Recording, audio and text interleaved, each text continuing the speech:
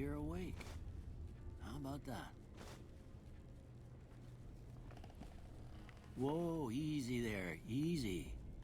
You've been out cold a couple of days now. Why don't you just relax a second? Get your bearings. Let's see what the damage is. How about your name? Can you tell me your name?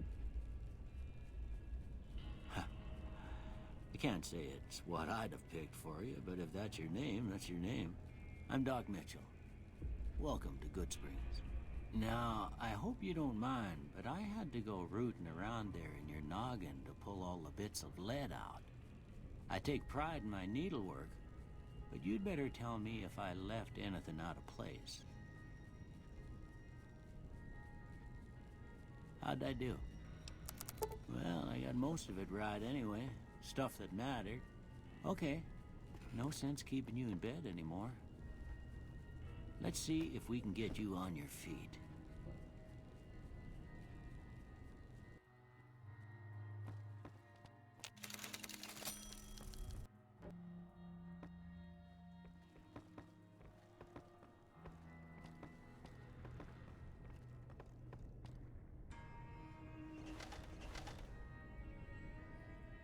All right.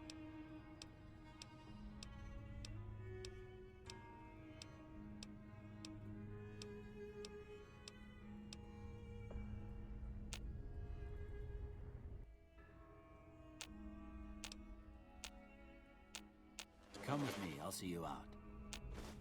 Here.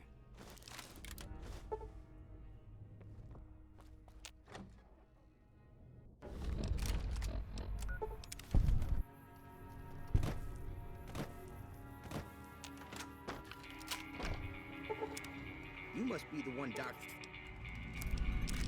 Was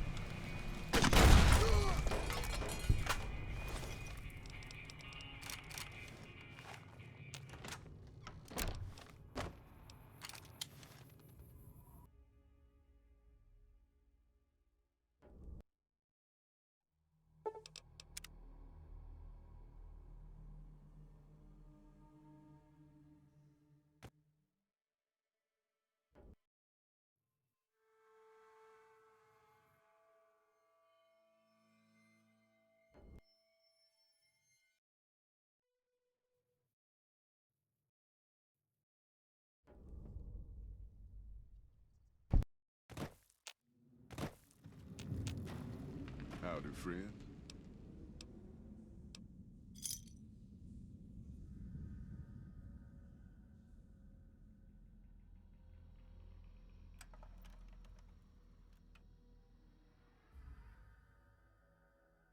The paths we're following are slow going, so you might as well keep your ears open and listen to what old Jed has to say. A few decades back, folks in the NCR started to hear about a community in northern Utah called New Canaan. Didn't know much about them, except that they were religious folks, sent out missionaries to talk to the tribes. We've seen our share of cults, but the New Canaanites, they were honest traders. Good fighters, too. Raiders wouldn't tangle with them. But then, the Legion appeared in Arizona. I reckon you know all about them.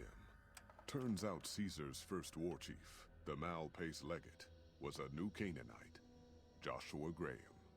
Legend goes that Graham was the meanest, toughest son of a bitch in the whole damn Legion. The New Canaanites wouldn't talk about him. They were ashamed. Guess I can't blame them. Well, at Hoover Dam, the Malpace legate finally met his match. Hanlon and Oliver kicked his New Canaanite butt right back over the river.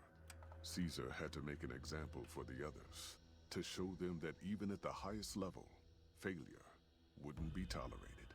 He had Graham covered in pitch, lit on fire, and thrown into the Grand Canyon. People say he didn't even scream on the way down. Not long after, some of the slaves and tribals started to talk. Said Graham wasn't dead. Shouldn't have been any surprise. All this talk bothered Caesar, so he forbade anyone from speaking his name. Wanted to erase Joshua Graham from history. He got his wish.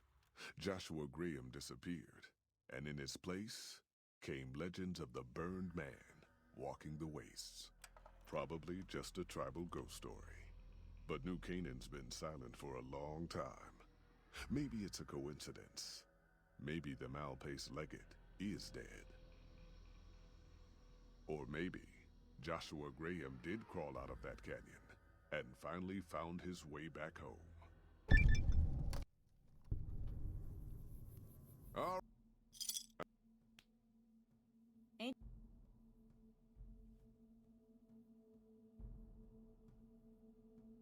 Sorry to bother you with reality. Howdy, old Jed.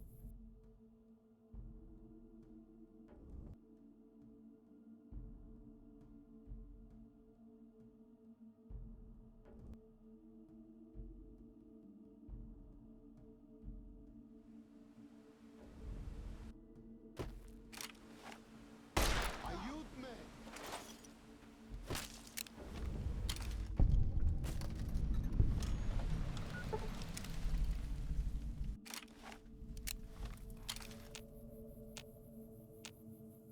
And so it was that the conflict between the New Canaanites and the Whitelegs was finally resolved. The courier's involvement had tipped the scale, shifting the fragile balance of power. Already weakened by several seasons of bad trading, the Happy Trails Caravan Company was devastated by the failure of its expedition. The New Canaanites never re-established ties with the caravan. Their experiences with outsiders near the Great Salt Lake and in Zion had been far too negative. Within 6 months, the Happy Trails Caravan Company was bankrupted and dissolved. And with that, the courier walked out of the history of the tribes of Zion and back to the gathering storm of the Mojave Wasteland.